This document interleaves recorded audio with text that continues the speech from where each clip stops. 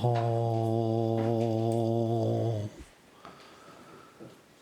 Timiram dasyam Gyanam Jalashalakayo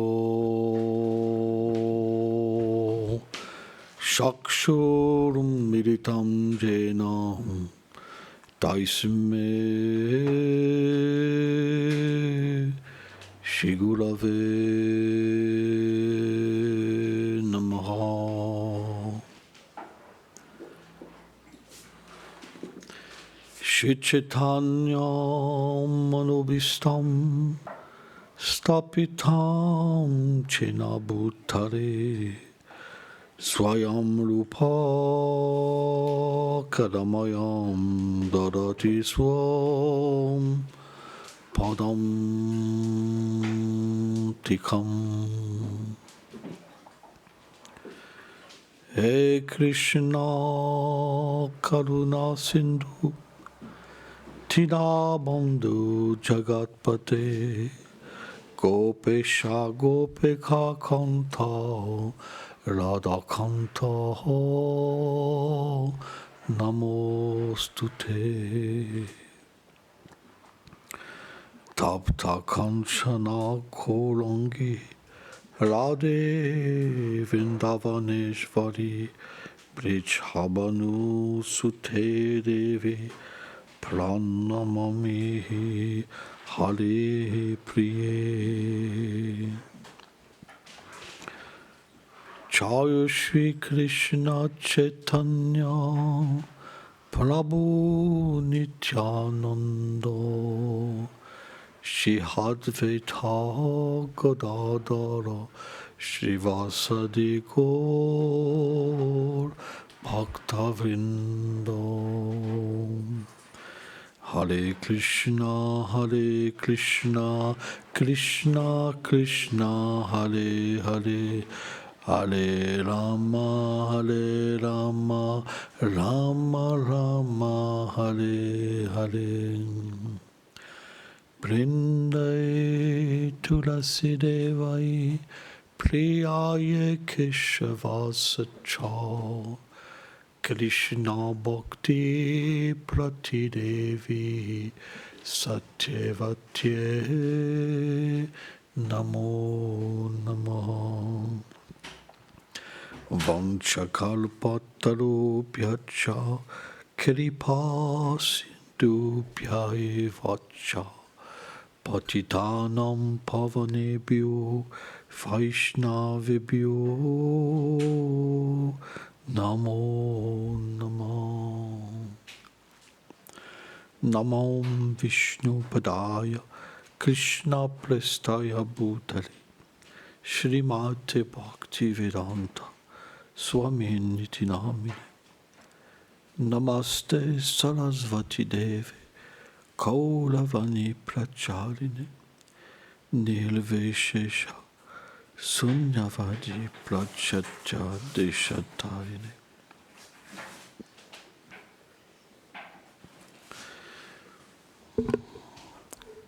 Je rends mon humble hommage à mon maître spirituel ainsi qu'à mes maîtres spirituels, instructeurs.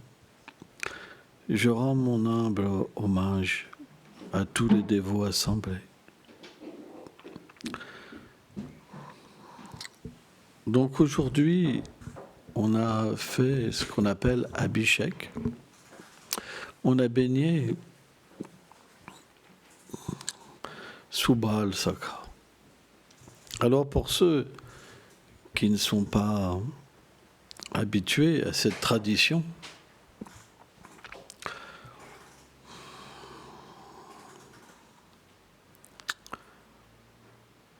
les Védas, qui sont la connaissance originelle et qui sont donnés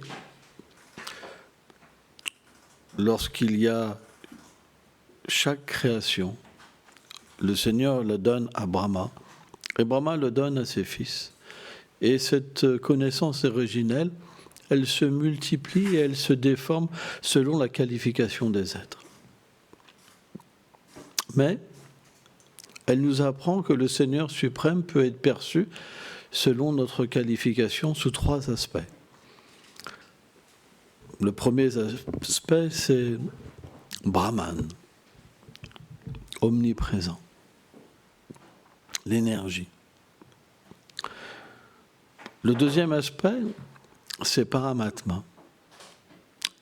Parce que le Seigneur, parce qu'il est une personne et qu'il a une relation avec chacun de nous, lorsqu'on vient dans un univers matériel, pour une raison de vouloir expérimenter une situation qui est indépendante, coupée de notre réalité éternelle, alors il nous accompagne dans le cœur.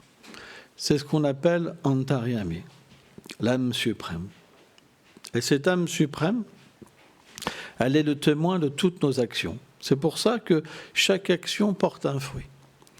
Lorsqu'on veut être indépendant du Seigneur suprême, on doit assumer nos actes. Et l'univers est régi par des lois qu'on ne peut pas voir. Et chaque acte peut porter un bon fruit comme un mauvais fruit, ou il peut aussi nous libérer. C'est pour ça qu'on dit qu'il y a 3 sortes d'actions. Karma, l'action pieuse, qui permet de s'élever dans les sphères matérielles. Vikarma, l'action impie, qui permet de régresser dans la conscience matérielle. Et akarma, c'est l'activité qui nous permet de se libérer de toute réaction impie et pieuse. Parce que la réaction pieuse et impie, elle conditionne l'être vivant.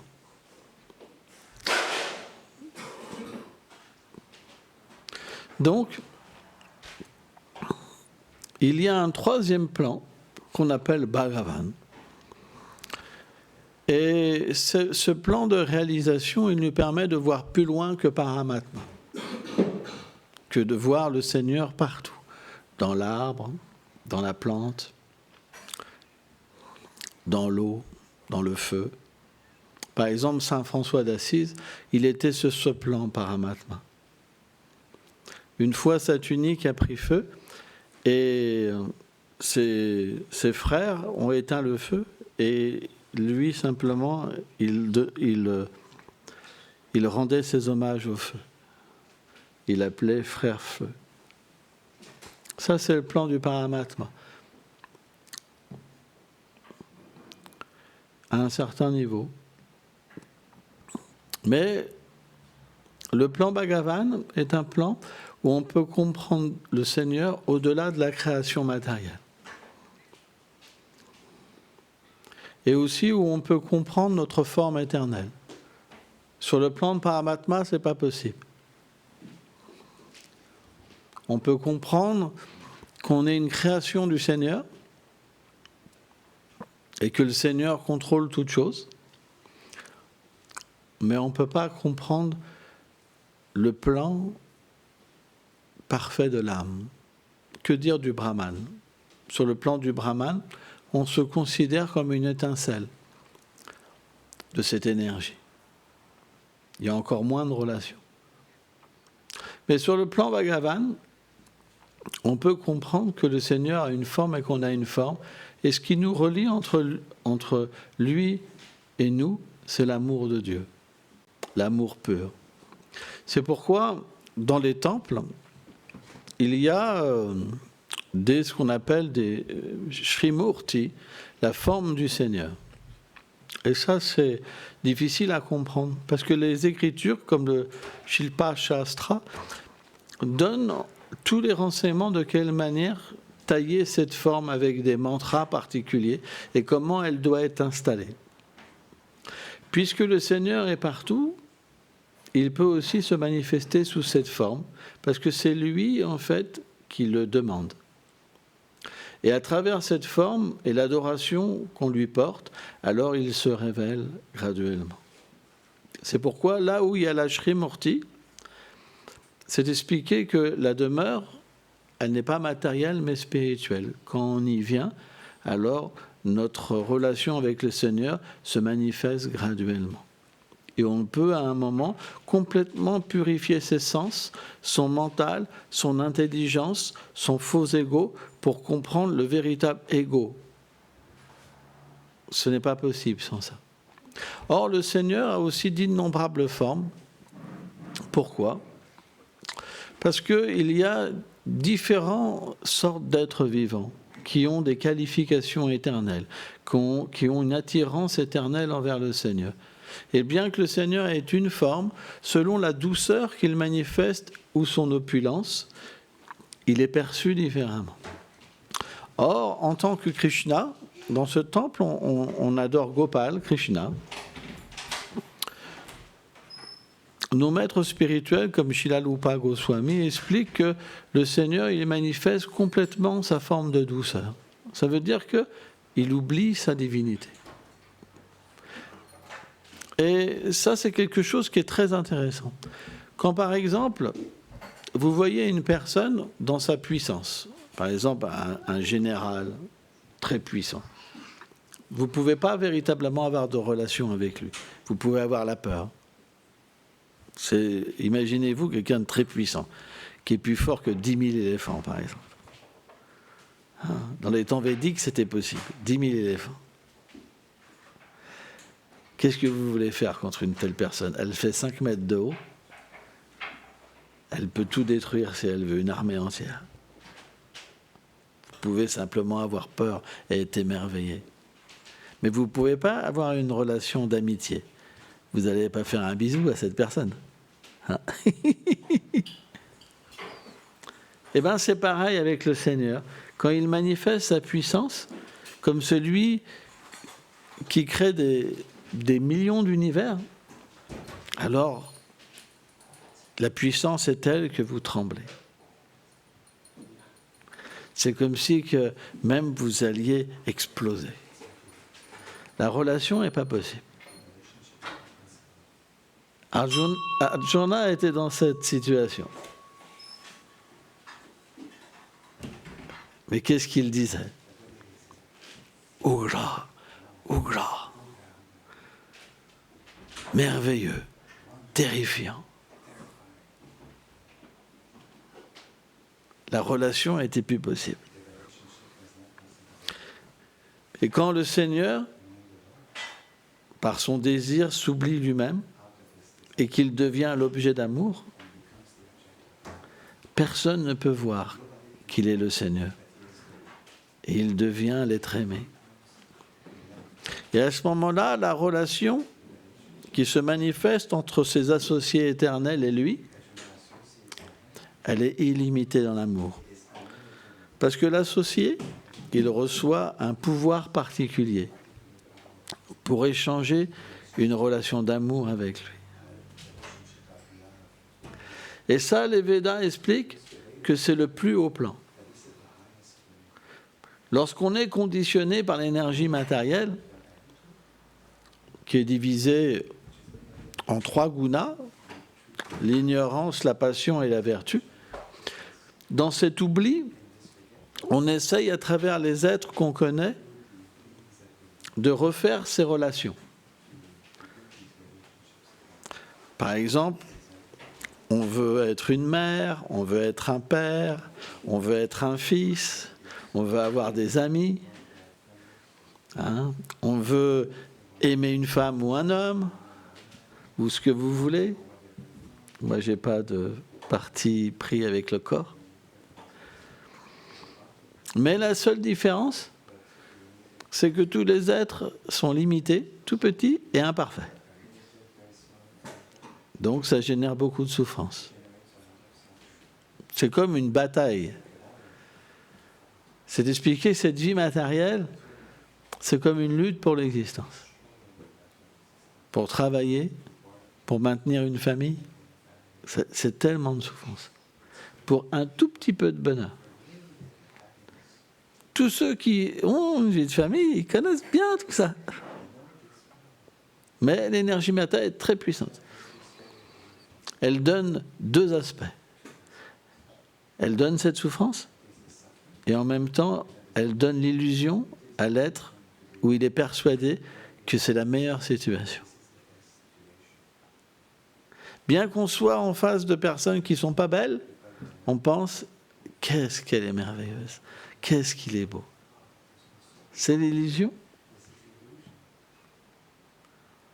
La beauté dans ce monde, c'est expliqué, c'est comme une goutte d'eau sur un pétale de lotus. Elle ne dure pas longtemps, elle s'évapore vite. Il y en a qui ont déjà des poils blancs sur les barbes.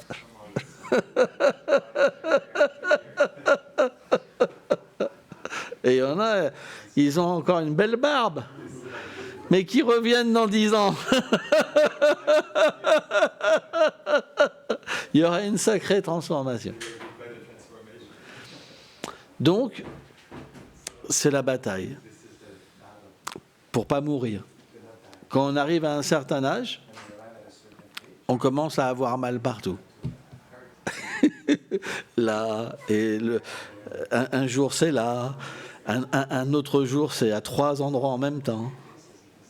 On ne peut plus manger ce qu'on veut. On ne peut plus marcher comme on veut. On n'a plus la même énergie. Alors que quand on est enfant, on n'a même pas conscience de ça. On vole. C'est vrai.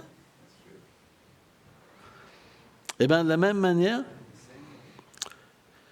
dans ce combat pour la vie, parfois, ça fait extrêmement mal. Quand on mise tout sur une personne et que la personne nous trompe, c'est une destruction complète. Et dans cette destruction, alors on se pose cette question. Pourquoi je me retrouve dans cette situation ? Et si on a des actes pieux, alors on va se dire, mais c'est pas possible, il doit y avoir autre chose. Je ne peux pas tourner en rond toute ma vie, à juste être dépendant des pulsions de mes sens. Il y a bien autre chose. Je suis un esclave. Je suis juste esclave de ce corps qui est une prison. Quand il me fait souffrir, je ne peux même pas en sortir de ma souffrance. Quelqu'un qui a des activités pieuses, il peut sentir ça. Je suis dans une prison. Je suis différent du corps. Je suis l'âme. Mais lorsqu'il n'y a pas d'activité pieuse, on dort. On est dans l'ignorance. On n'a pas le moyen de se libérer. On n'a pas le moyen de prendre le refuge. Parce que on compte sur notre propre force. Ce qu'on a acquis des vies passées, on se l'approprie. Mais quand les activités pieuses sont nombreuses, on ne veut plus s'approprier. On comprend que tout vient du Seigneur et on redonne tout au Seigneur. Mais pas pour simplement être un canal d'énergie et faire du bien. Ça, c'est encore une sorte d'illusion. Parce qu'on s'identifie. Vous comprenez ? On s'identifie à quelque chose qu'on n'est pas. Non, on veut comprendre qui je suis. Quelle est ma relation avec ce Seigneur ? Quelle est sa forme ? Quel est son nom ? Quels sont ses attributs ? Quelles sont ses activités éternelles ? Et à partir de là, on s'établit dans la pure dévotion. Avant, toutes les activités nous conditionnent. Elles sont karma ou vikarma. Mais dès qu'on accepte notre réalité, même si on n'en est pas pleinement conscient, on fait ce qu'on appelle akarma. On agit exclusivement pour son plaisir, en comprenant la relation qu'on a avec lui. Et à ce moment-là, il se révèle à nous. Et notre réalité se révèle. Ça, c'est pas possible. C'est pour ça que le plan Bhagavan, c'est expliqué que c'est le plus élevé. Parce que lorsqu'on prend cette voie, alors on peut devenir une âme réalisée. Et complètement ressentir le sentiment que nous avons éternellement. Ressentir qui je suis, mon nom, mon habit, mes parents éternels, ma demeure éternelle, mon sentiment. Et surtout, Krishna, dans sa forme éternelle, vient nous introduire dans son monde. Et dans ce monde-là, Krishna, il a un ami spécial qu'on appelle Subal-Sakha. Et il est sur cet autel.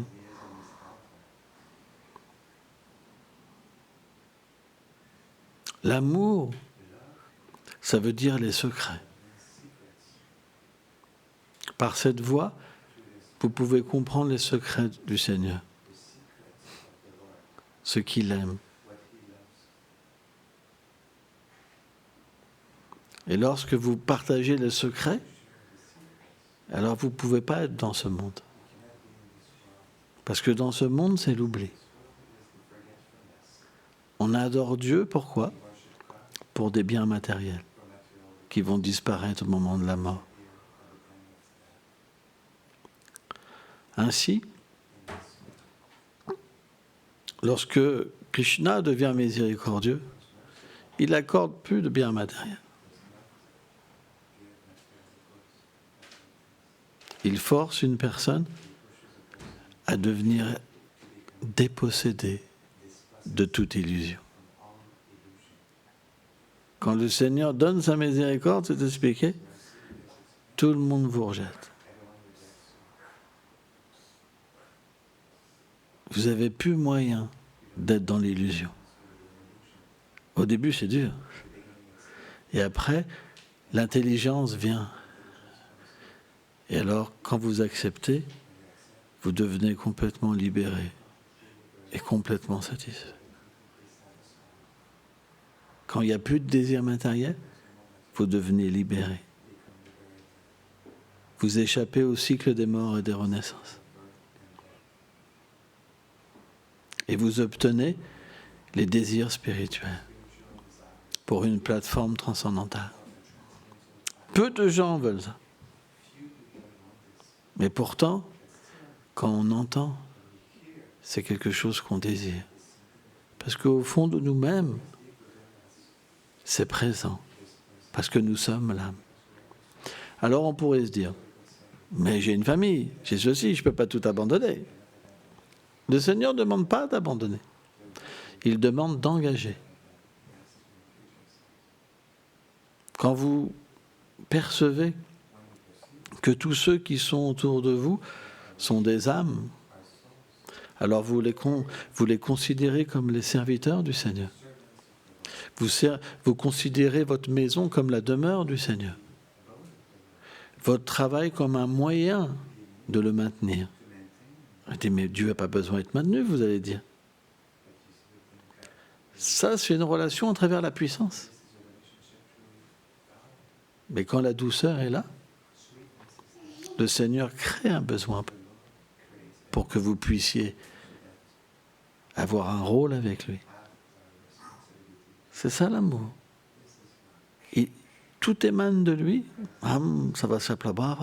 Il contrôle tout. Et pourtant, il crée un besoin pour que la relation se fasse. Ça, c'est ce qu'on appelle Shuddha Bhakti, la pure dévotion. Quand le Seigneur se manifeste de cette manière-là, alors vous comprenez en vous-même, il a besoin de moi. Mais ça ne peut pas être sur une plateforme matérielle. Ça peut être sur une plateforme spirituelle, avec une forme spirituelle, dans son monde. Mais cela, c'est possible si on le sert personnellement. Graduellement, ce sentiment va remplacer notre sentiment illusoire. C'est progressif.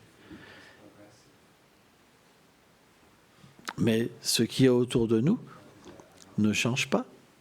C'est simplement qu'on voit les choses différemment. Quand on était enfant, on avait une vision des gens qui nous entouraient. Et puis quand on grandit, notre vision change. Mais les liens sont là. De la même manière, plus on devient un pur dévot, plus on perçoit différemment. Mais les liens restent. Vous comprenez? Le Seigneur ne détruit pas. Il change la nature des gens. Il leur redonne leur vraie nature. C'est ça le message de Bhagavan. Hein? Je viens de ce monde, yada yada idalmasya. Pourquoi je viens? Pour vous attirer. C'est pourquoi les êtres pieux, quand ils souffrent,